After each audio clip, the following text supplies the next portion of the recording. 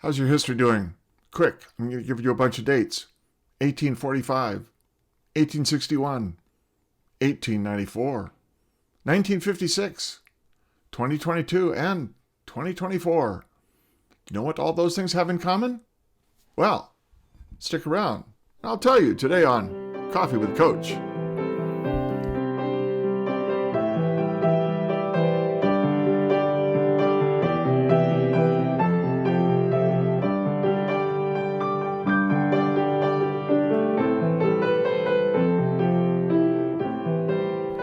My name is Steve Petty, and I have 3 goals for these videos: to help you become a better church leader, to save you time and money, and to help educate, energize, and motivate you to energize and motivate your church.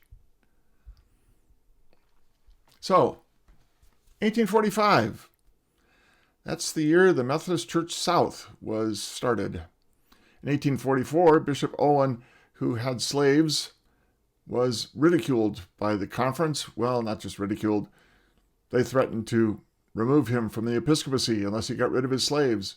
That so upset the southern churches that they withdrew from the Methodist Episcopal Church and formed the Methodist Episcopal Church South. Well before the Civil War, the Methodist Church had its own Civil War, and they stayed out until 1939. In 1861, a radical young preacher in London by the name of William Booth walked out of his annual conference because they refused to appoint him to the mission that he had established, taking care of the downtrodden in London. William Booth started the Salvation Army out of the Methodist Church because we weren't willing to take care of the downtrodden. 1894, Phineas F. Bresee walked out of annual conference in Pasadena at First Methodist Church, Pasadena, and formed the Nazarene Church in America. He took with him the president of USC. Bresee leaving the conference was described to me by some of the older members when I came into the conference as one of the saddest days in the history of our conference, because he was involved in the Holiness movement, which they all saw as being Wesleyan, but he was demanding, and they were not accepting. And Bresee walked out of First Pasadena, which is where the annual conference was held that year. In 1956, a curious thing happened. You all know that the baby boom goes from 1946 to 1964, and every one of those years, live births went up. In 1956, live births continued to go up. But in 1956, the number of children baptized in Methodist churches went down. It had been going up, tracking right along with live births every year until 1956. And then we baptized fewer. In 1957, we baptized fewer. 1958, we baptized fewer. Children do not take themselves to church. Parents take their children to church. And parents, those baby boomers in the middle of the 50s, were deciding not to go to Methodist churches. We've been declining since 1956. So, 2022, you know what happened?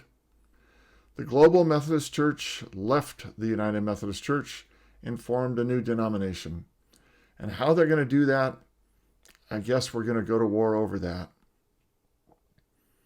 It's not going to be pretty. People want to fight. People want to fight ugly. I still think we just need to let them go. Work out an arrangement. Let them buy their buildings. Let them take their buildings. I don't care. Let them go. Fighting over this is the worst thing we can do. If we're the church of open minds, open hearts, and open doors, we ought to be open about letting people walk out too. If we're open to people walking in, let's be open to people walking out. But let's be open to people walking in mostly. Which brings me to 2024. The next General Conference will assemble in 2024. Are we going to make it World War III for the Methodist Church? I think we need to form a new church, and it needs to be built on different principles than the old church, because the old church has been dying since 1956. It's like We're driving a 1957 Chrysler Imperial, a huge boat of a car, but it's got flat tires. It's got a worn-out transmission. That big Hemi V8 that moved it down the road so smartly in 1957 is shrunk. It got smaller and smaller and smaller. And then we replaced it with a Briggs & Stratton lawnmower engine. It doesn't go very fast anymore. In fact, it barely moves. We have a behemoth of a car that barely moves. We have a behemoth of a church. Tons of old buildings that barely move. They're empty. There's nobody there. There's nobody coming. What are we going to do to reinvigorate this church in 2024? Well, I, for one, think we have to quit driving that Chrysler and build ourselves a new car. What would that look like? Well, I have some ideas. First of all, it needs to be purposefully inclusive of all. We need to completely rewrite the language of our discipline. I mean, throw out the old one completely and start from fresh. How do we say to the world, everybody's welcome here because Jesus came and died for everyone and rose for everyone, everyone, everyone? How do we say that? In our language, in our discipline, in our marketing, how do we say that? So that everyone knows they are welcome and they are free in our church. This new church needs to be designed not for organization. It needs to be designed for creativity and efficiency. We need to think about that because in this new world, you have to change fast. You have to move fast. You have to be able to adapt. We are not adapting rapidly enough. We all adapted a little bit more rapidly during the pandemic, but it's time to even do more. How can we move faster? How can we create an organization that is designed for efficiency and creativity? We can do that. It's possible. We need to be preaching from the tree stumps of today. And I mean, if Wesley can go out into the fields and the tree stumps and preach to anybody that will listen, how do we do that? How do we get out of our old stone downtown buildings and get out into the fields where people are today? My son David has a ministry to online gamers. Is that amazing? And he's got people that connect with them and are looking for a spiritual life, and they are online gamers. That's the tree stump for today. Where are the tree stumps in your neighborhood?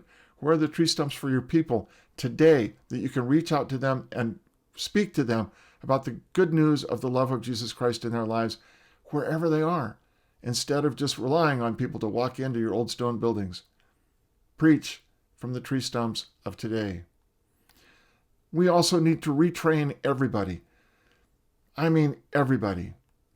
When Starbucks realized they had a problem with racial equality in their baristas, they shut down the whole operation for a day and had online training for everybody to talk about how we are going to be inclusive and welcoming to anybody that walks into a Starbucks.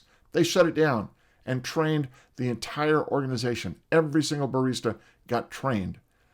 How do we retrain all of our pastors and lay people to new ideas, new ways to do invitation and welcome, new ways to do nurture and mission, new ways to think about what it is to be the church? If we're not doing these the new way in this new age, we are failing.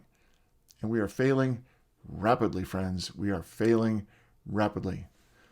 We also need to move away from the forms and rituals of our past. I know everybody loves the forms and rituals of the past. There's a time and place for those. But there's also a time and place to do new things with new language.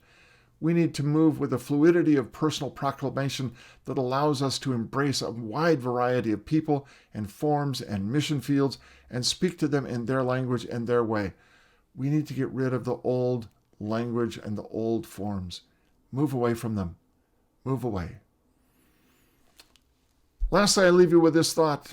Jesus knew this was true when he said something like this: "Behold, the kingdom of God is like a merchant who goes into a store and brings out things both old and new." Well, the Methodist Church is old. And some of us preachers are old. And some of our ways of thinking are old.